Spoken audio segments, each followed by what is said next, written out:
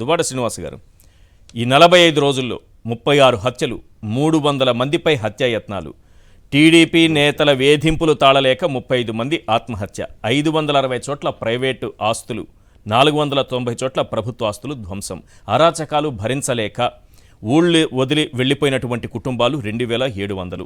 అవి కాకుండా 1050కి పైగా దౌర్జన్యాలు, దాడులు.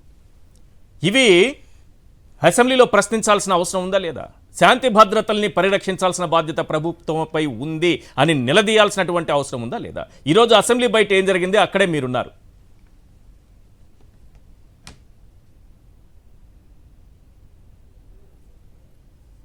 సార్ ఇప్పుడు నమస్కారం సార్. నమస్తే ఈశ్వర్ గారు, మీకు అలాగే ప్యానలిస్టులకు కూడా నా నమస్కారాలు సార్. సాక్షి వీక్షకులకు కూడా నా నమస్కారాలు. ఈరోజు అసెంబ్లీ ప్రారంభం, బడ్జెట్ పెడతామన్నారు. ఓకే, బయలుదేరి వెళ్ళాం.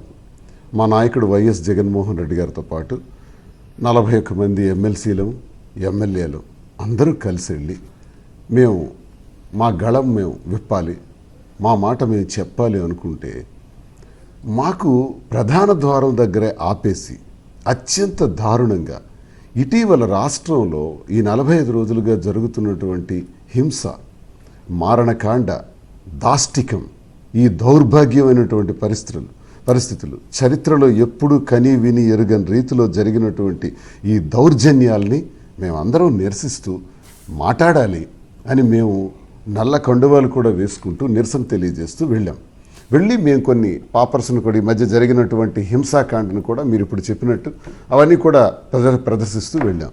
అవి తీసుకొని చింపేసి మమ్మల్ని లోపలికి రానివ్వకుండా సాక్షాత్ ఒక మాజీ ముఖ్యమంత్రి శ్రీ వైఎస్ జగన్మోహన్ రెడ్డి గారు, ఆయన ఆధ్వర్యంలో ఒక 40 మంది ఎమ్మెల్సీలు, ఎమ్మెల్యేలు కలిసి ఒక 50-55 మంది మేము వెళుతుంటే లోపలికి కూడా రానివ్వకుండా మమ్మల్ని చాలా అడ్డుకొని చాలా హింసించారు సార్. చాలా దౌర్జన్యంగా, పోలీసులు అయితే చాలా దౌర్జన్యంగా మా మీద దాడి చేసినట్టుగానే ప్రవర్తించారు.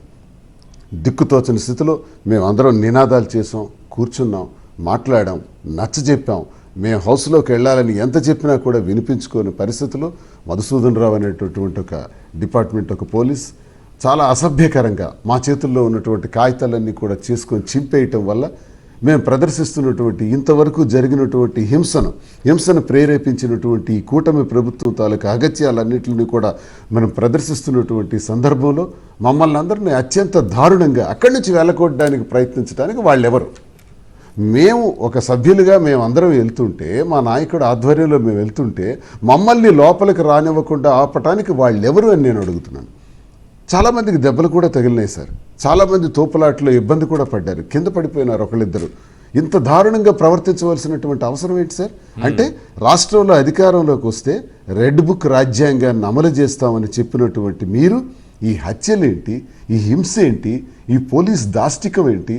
బయట అడుగు పెట్టాలంటే నాలాంటి వాడి మీద 1500 మంది పైచిలకు ఈ మధ్య వేల కొద్ది ఫోన్ కాల్స్ వచ్చేసారు. నిన్ను చంపేస్తాం, నిన్ను నరికేస్తాం, కారుతో తగలబెట్టేస్తాం, నీవెక్కడ కనబడితే అక్కడ అని చెప్పి అత్యంత దారుణంగా ఇటీవల నాకు చాలా ఫోన్ కాల్స్ వస్తే నేను పోలీస్ స్టేషన్లో కంప్లైంట్ కూడా ఇచ్చాను సార్. టెక్కల్లో నాకున్నటువంటి సెక్యూరిటీని తగ్గించేసినారు.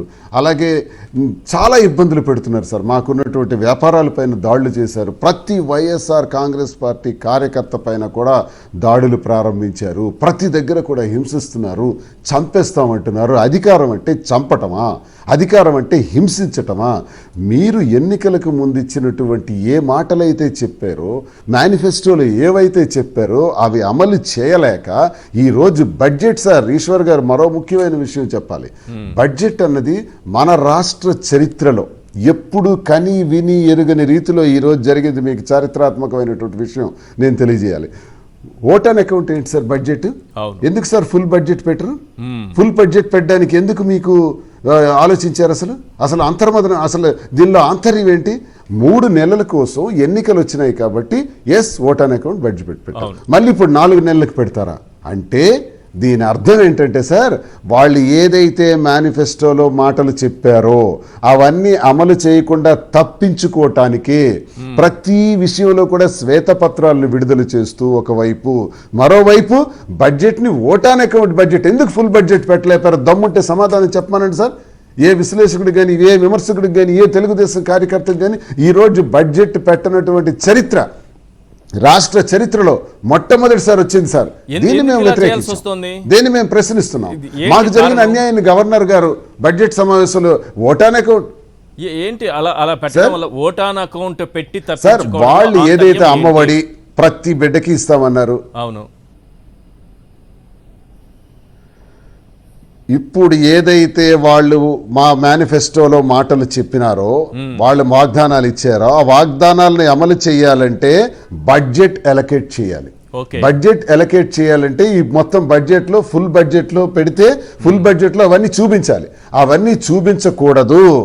వాటి ఇచ్చిన మాటలు మేము నెరవేర్చం, మా వాగ్దానాలు మేము అమలు చెయ్యం, అందుకే శ్వేతపత్రాలు విడుదల చేశాం, రాష్ట్రంలో డబ్బులు లేదని చెప్పి ఎగ్గొట్టడానికే ఈ దౌర్భాగ్యమైన పరిస్థితి రాష్ట్ర చరిత్రలో ఓటాన్ అకౌంట్ మరొక 4 నెలలకు పెట్టారు. ఏ సార్, 2019లో జగన్మోహన్ రెడ్డి గారు ముఖ్యమంత్రిగా ప్రమాణ స్వీకారం చేసిన తర్వాత ఆనాడు రాష్ట్రంలో ఉన్న నిధులు 100 కోట్లు మాత్రమే.